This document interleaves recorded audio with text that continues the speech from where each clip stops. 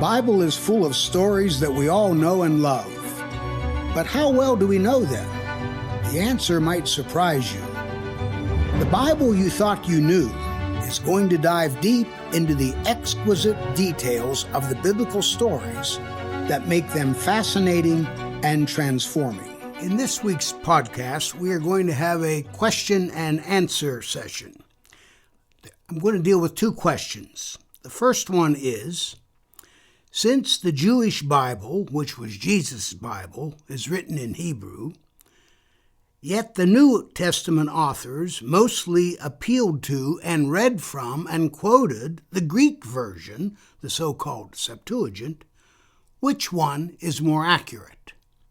And the second question is, should we read the Bible literally? Let's start with the first question. First, a few details about the differences between the Hebrew and Greek versions of the what Christians call the Old Testament and what Jews call simply the Bible or the Jewish Scriptures or Tanakh. First of all, the Hebrew Bible per se is a shorter canon. It has 22 books, and it is organized by a three-part structure, including law, prophets, and writings, or more accurately, Torah, former prophets, latter prophets, and writings. Former prophets and latter prophets are bunched together, even though part of them are narratives, Joshua, Judges, Samuel, and Kings, and part of them are prophetic poetry, Isaiah, Jeremiah, Ezekiel, and the Book of the 12. The Greek Bible, which again you have to remember was a Jewish project that was done about 250 years before the first century of the Common Era, the time when Jesus came around, is a longer canon. It has the so-called deuterocanonical books that are still considered scripture by the Roman Catholic Church, by the Orthodox Church, and in between for Anglicans. The Protestants basically do not accept this material because of Luther's negative remarks 500 years ago. So the Hebrew is the shorter, the Greek the longer. Most of the translations from Hebrew into Greek in the Septuagint are really quite literal. In other words, there are no major differences except for what you have to allow for in any translation from one language to another. At other times, however, there are differences between the two, and some of them are significant, and some of them have been important in terms of what Christians believe and arguments that have been made in the New Testament. Let me give you a couple of examples. When Matthew quotes Isaiah 7, that a virgin is going to give birth and the name is going to be Emmanuel, in Hebrew, the word that is translated is Alma, which means a young woman, a maiden, we would say in English. However, if you read this same story, the same prophecy in Isaiah 7 in the Septuagint, the Greek form, the word for the young woman is Parthenos. Parthenos is not just simply a young woman, but is a virginal young woman. And of course, that gave rise to the two nativity stories that you find in the New Testament, the ones in Matthew and Luke, the only two nativity stories, of course. They view Jesus as having been born to Mary, who is presented as a virgin. Now, in Matthew, there's a little bit of ambiguity, but in Luke, there is no ambiguity whatsoever, because he says, when he introduces Mary, that she had not known a man, and that, of course, is a euphemism for sexual intercourse. And so Luke leaves no doubt that he believes that this birth was to a woman who had never had sexual relationships with her husband. So obviously, since we have in the Creed that Jesus was born to a virgin, that is almost exclusively because of the fact that the New Testament authors read the Septuagint in that particular instance rather than the Hebrew Bible. It remains even a question whether or not all of the authors of the New Testament documents could read Hebrew, although I would argue that at least some of them did, and in fact used the Hebrew traditions depending on the situation. But we can't be sure that everyone did. Also, in the Epistle to the Hebrews has a negative view of Cain even before he murders his brother Abel. And that is because of the story as it is told in the Septuagint. In the Septuagint, once Cain's offering is rejected, God says to him, "If you offer correctly, but do not divide correctly, have you not sinned?"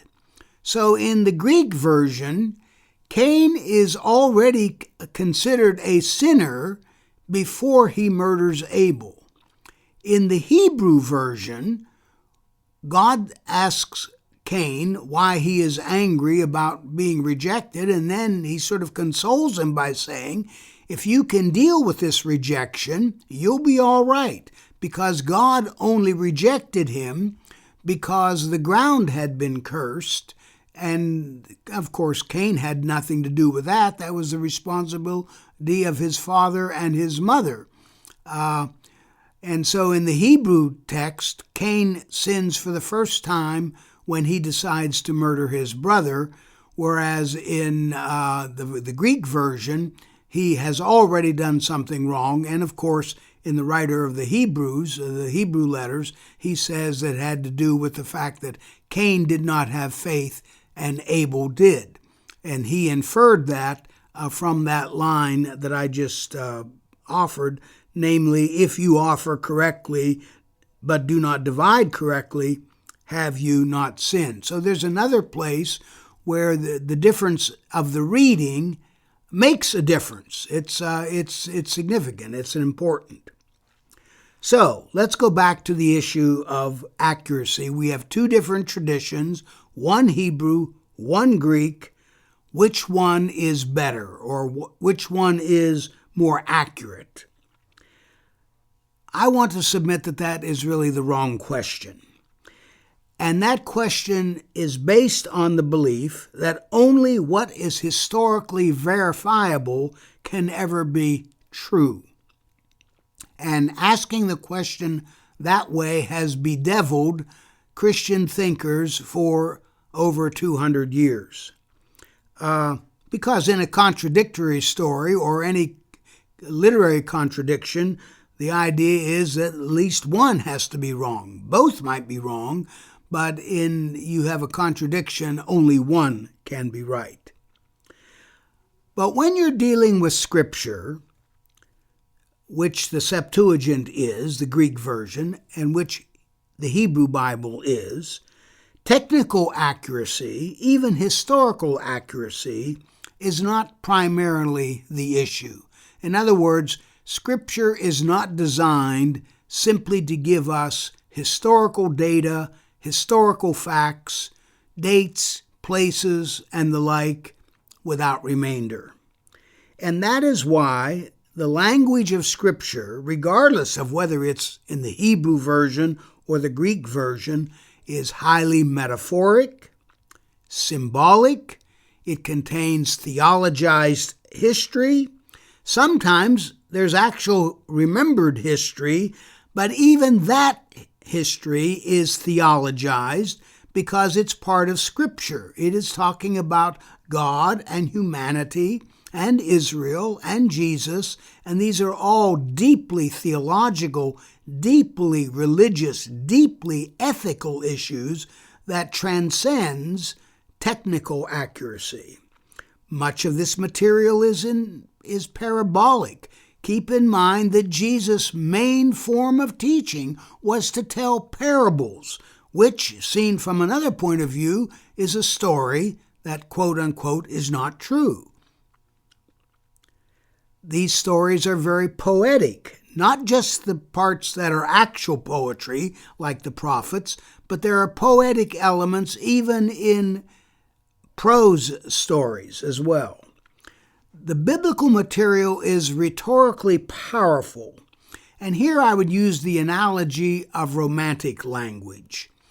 When we are talking to people about whom we care deeply, we easily go into using language that is not technically accurate, even though it can describe how deeply our love is, how deep is our affection, how great is our appreciation for someone. And when you're talking about the love between, say, a man and a woman, the language is almost never technical. In fact, it's kind of interesting that when we see a couple that seems, quote-unquote, is made for each other, we say, well, there was great chemistry in that relationship. Well, chemistry is not, we understand what that means, but chemistry is a science, and chemicals will do exactly what they're supposed to do, depending on whether they stand alone or whether you mix them with something else. So when we say that there's great chemistry between people, that's an analogy that we have mixed two different chemicals that really, really work together. Because the whole point of a romance is that very often the sort of scientific reliability of the relationship is something that you could never have predicted. We've all gone to parties and walked away and saying, what does she see in him, or what does he see in her? And yet these two people are hopelessly in love, and we use this language, the Hallmark card language that we buy for special occasions to indicate our affection. We talk about our eyes that are blue like the ocean or blue like the sky. I look deeply into your heart. Those kinds of things which indicates our feelings but are not technically accurate. I've sometimes said to my students that if you go out, speaking for myself, if I go out with a woman with whom I have some interest in seeing again, the last thing I would ever say is, "I really like you. You have all the right organs." Even though my language would be technically correct, that will never get you a second date because it's technically right, but is romantically all wrong. And the person who would use a line like that, we have a word for a person like that would be single. So let's think of romance language as we think of the biblical material and these intricate and artistic and interesting stories that have been so crafted in such a compelling way, and that's why asking about historical accuracy will not actually do the job. So when we look at the Hebrew and the Greek traditions, how should we regard them? I would argue that the differences between them are legitimate elements in the tradition. They do not all convey the same exact religious tradition. There are contradictions between them. So what? There are contradictions within them, not simply between each other. Here's a place where let me illustrate it with the story of Hannah in 1 Samuel 1, and is the first, it's Anna in the Greek version of the same story in 1 Kingdoms, because 1 Samuel in the Septuagint is called 1 Kingdoms. And the Hannah and the Anna story accent different issues. Hannah in the Hebrew Bible comes off as a prophetess. Anna in the Greek Bible does not. She has a different role other than that of a prophet. It's the same way with the two Cains. Cain in the Hebrew Bible only sins when he murders Abel. Cain in the Greek Bible has sinned somehow in the offering itself because of his inability to divide. We're not quite sure what it was he was supposed to divide, but that's the difference in the two. And so in some sense, we have to take both traditions seriously. It's perfectly appropriate for the Christian church to sort of say that we should have commentaries not only on the Hebrew Bible, but commentaries on the Septuagint, especially since the Septuagint is the Bible that the New Testament authors used. Because we've not done this, we kind of have a kind of a mess. Think, for example, of the Protestant Old Testament. In your English Bibles, when you open your Old Testament, here's what you're going to find. You're going to find the order in the Old Testament, the same order that you get in the Septuagint. It's not going to follow the Hebrew order. Secondly, you're going to excise, you're going to expunge the so-called apocryphal or deuterocanonical books. So you're going to mimic the shorter Hebrew canon, even though you are following the order of the Greek canon. Then, really interestingly, you're going to translate from the Hebrew Bible, even though you have followed the order of the Septuagint, and you have left out the Septuagint deuterocanonical or apocryphal materials. It would be much better to have translations of the Greek sort of right beside the translations from the Hebrew. By the way, let me give you some illustration, and I actually did a podcast on this for some time ago, and that is when Matthew quotes Hosea 11:1, and the quote is, "Out of Egypt I have called my son." I pointed out there that phrase is only in the Hebrew version of the story. In the Greek version, it does not say in the first verse, "Out of Egypt have I called my son." So at least in that situation, the author of the Gospel of Matthew knew about and presumably was able to read the Hebrew version of Hosea and quoted chapter 11, verse 1, because it suited his purposes. So I would suggest that when we see differences between the Hebrew Bible and the Greek Bible relative to the Old Testament or to the Jewish Bible, that we should regard them the way we treat the differences among the four Gospels. Matthew, Mark, Luke, and John do not agree with each other with every detail. Now, that is really obvious with the Gospel of John, which does not use the same sources that you find in the so-called synoptic Gospels, Matthew, Mark, and Luke. Most of Mark is almost verbatim found in Matthew and Luke, and then we could see something, we can understand how Matthew treats his material in Mark. What does he add to it? How does he switch the information? How does he structure the material? Same thing with Luke. But with John, it's very, very obvious that it's very, very different material.